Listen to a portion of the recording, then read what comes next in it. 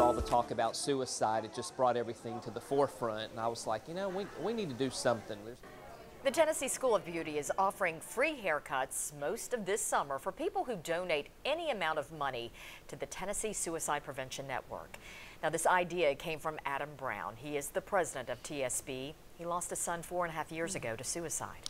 And he says bringing awareness to the topic through free haircuts is beneficial not only to the organization, but to people who may need help. Brown says so far about 25 people have come in for a new do, donating about $150. He feels like it's important to let people know about something that can be hard to talk about. And once the customers find out about the fundraiser, most have a personal connection with the cause.